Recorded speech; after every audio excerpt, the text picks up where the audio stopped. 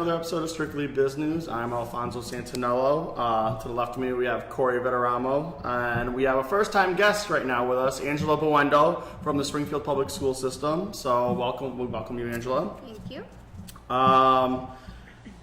Yeah, again, We're gonna get right into the hot topics. I know we got to figure out a way nice little leeway to get into that. But for now, we're going. You need like a signature introduction. Going to the no, okay. No. Not cheerleading. Where did that come from? No, that was like a mid-chicken dance. Like the soup when they have like the best cut of the week and they cut Yeah. the dog's tail. Something like that.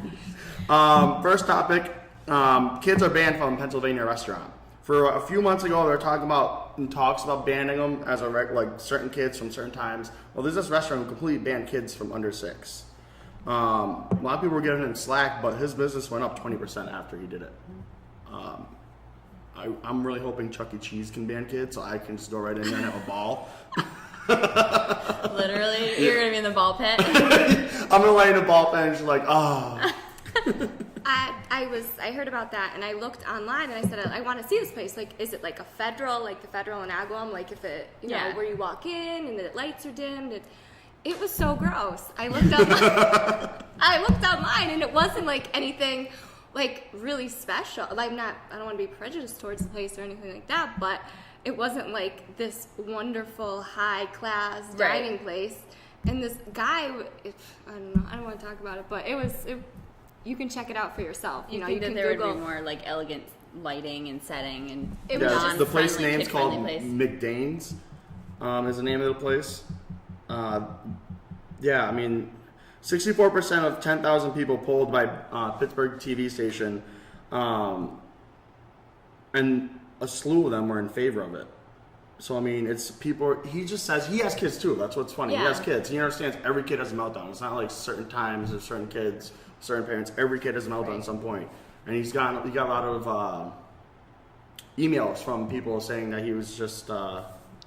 They don't want their $12.95 steak dinner interrupted by a baby that's upset. $12.95. Yeah. That's like Friendly's prices. Go see the place, you know. It's, Well, I mean, some people just like don't like to be around kids, and people who are going out for the night away from their kids don't want to be around other people's cranky kids. Yeah. So there's definitely a niche for it if you think about it that way. I mean, he's marketing towards adults. Hey, that's something you and Chris could open. A kid-free restaurant. What do you mean, Al? I love children. All right, so next to Corey's favorite country, China, is eliminating 1.3 million websites. Well, they already did. In 2010, they eliminated. They cut out all porn. I didn't know the Chinese were fans of porn. Why is this my You favorite didn't? country? By the way. I don't know. I was trying to connect it to kids in China. You know, your favorite things. Oh, because they have a lot of kids. Aren't they limited to how many? Isn't China limited to how many kids they can Two actually kids. have? Two kids, I think. it's actually really sad what happens in China. When Yeah. people have 2 kids, what happens is they're in fear of having that third child, that they sometimes take that child and drop them off in the middle of rice fields, and people find them, and that's why China has so many abandoned children in need of homes. The And adoption and yeah. I know one of my college professors adopted a baby girl from China who was left in the rice field for days. Wow. She was a newborn baby, so Well- they need a lot of people to. They dropped off back to like the website thing. Sorry, the country they blocked websites. They blocked Facebook and Twitter, and they called this whole thing the China, the Great Firewall of China. So with the 1.3 million websites that dropped, more pages per website, like the websites actually was still standing. It got 79% more hits than normal. So they dropped websites where people were still going. They were just finding different sites to go to. Yeah, they said that they dropped from 2010. The amount of websites that they had dropped from 41% from 2009, which is a lot. Yeah. I mean, although I wonder how how people would react if we started banning websites. I don't know. Can you imagine no Facebook, no Twitter? No, that's my business. Oh, where would we be? Like, No YouTube? No Oh one my would be goodness. watching this. No one would even know about this. Just think about all the views Yes, over they would. in China who don't have this opportunity. I know. So Well, if you're from China and you're watching this, please send us a tweet at GetBizNews. Yeah, but people would go and watch on our Wait, you website can't tweet us because 'cause of you're on our Twitter. lovely billboard. You've seen it, heading on 91 North. Going south. Oh, I saw it She though. had- I was turned around. Awesome way to drive. On to the next topic. Bank of America deceased credit card holders. They've been in a lot of trouble this past year with the mortgage situation they went through. With this now, they promised credit card people to be enrolled into a program that was supposed to protect them from getting behind on their payments. Instead, they're enrolled without their permission, first off, and then according to a lawsuit filed in California, it was under unfair and deceptive trade practices. And then this was from Forbes.com, so Bank of America declined to comment on anything, which is never a good sign when they decline to comment. They're gonna owe a lot of money. Yeah, they. I used to have a credit card from them, and the customer service department was very rude when I was like behind a week, and they're like, "You need to send." The guy really screamed at me. I'm like, "All right, it's in the mail." Like, and they got it the next day, and I'm like, the guy was yelling at me over the phone.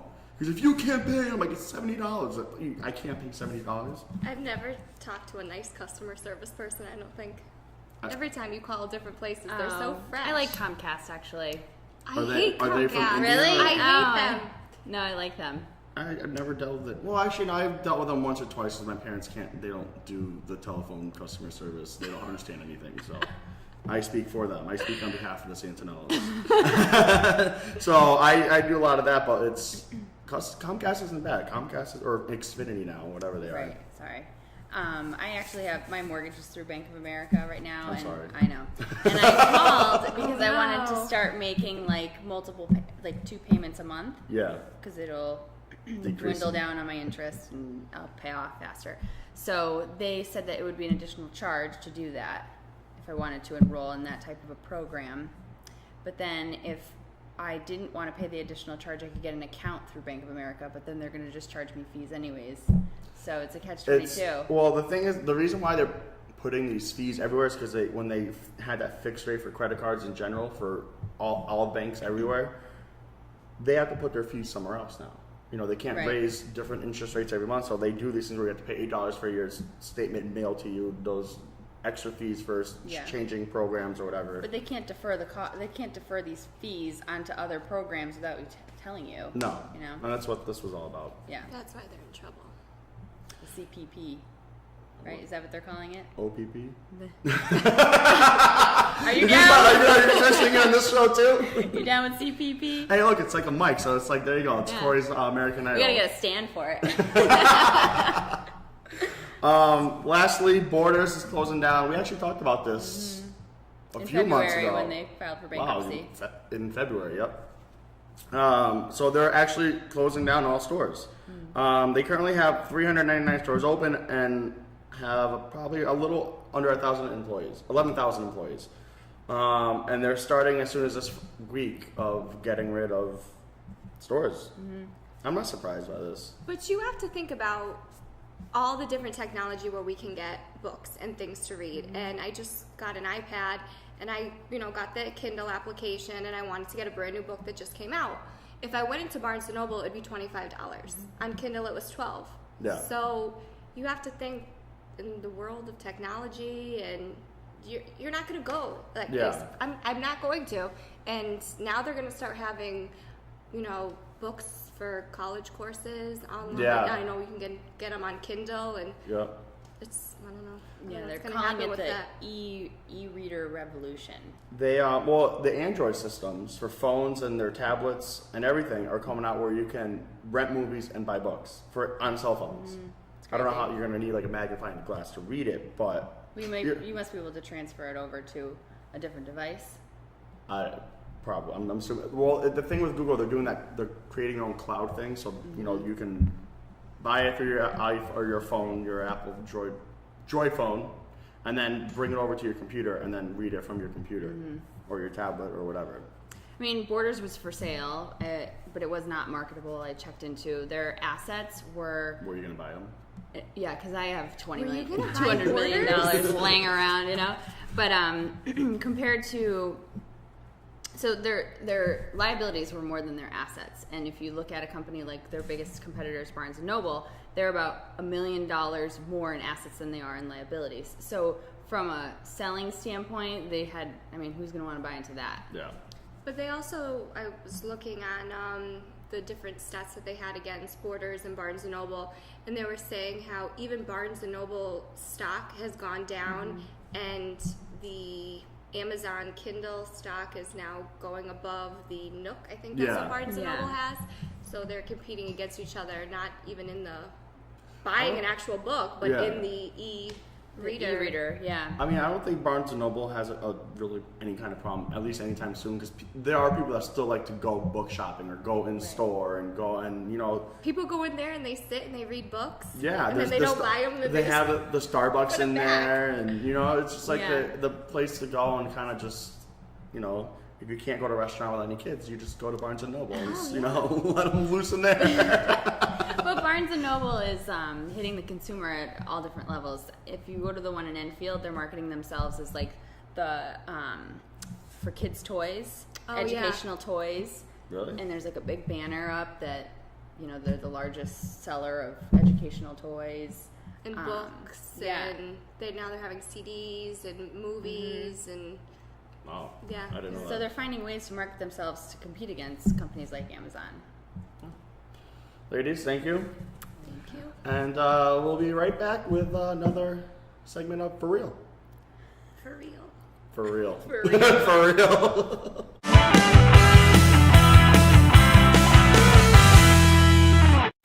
And welcome to another arousing edition of For Real. Where we're going to go over a topic that is just ridiculous. And Corey's taking this one by the horns. All right, so recently I had my cable provider come and do their initial installation, and they broke a vase or a vase. Is it a vase or a vase? Yes.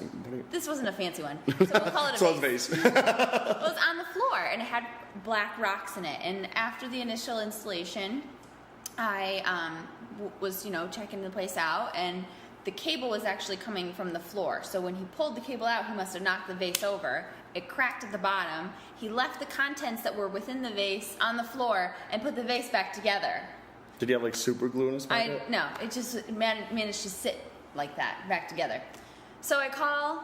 Did I mention the cable provider's name yet? I don't know. We'll leave that out. Yeah. So I called beep, and It starts with a com and ends with a cast. and they said, Or okay, no Xfinity. problem. One of our representatives will be contacting you to place this claim, yada, yada, yada. So I get a phone call last week. Hey, it's Dave. Hey, Dave. For real? For real. Oh, okay. Keep going. Hey, Dave. What's going on? Who are you? So he tells me that he's Dave, and he was looking for information about my claim. And so he said I could just go purchase a new vase and send him the receipt. For real? Like, I'm going to go buy a Waterford Crystal vase. I mean, for Really? real. I can't believe that this Comcast provider, my cable provider, would just allow people to just go and buy new stuff without coming and inspecting what was there, or, You should have said that they broke the TV. I know. I Like, just how would can't they believe know? that they take the risk of letting people just go buy whatever they want. Well, maybe they have that criteria if it's a vase or if it's a lamp or whatever. But I mean, was he like one of those like the typical quote unquote plumbers with the belt? I didn't actually get to see him. My fiance was home at the time, and I don't know how he didn't hear him Was break he it. napping? But I don't know. For real. So it's just beyond me that people can place claims for things and then they go buy whatever, and all they have to do is submit the new receipt. No proof of the picture. Having trouble speaking today, for real. Stop it now. We'll just stop it right there. All right, we'll be right back with our one-on-one.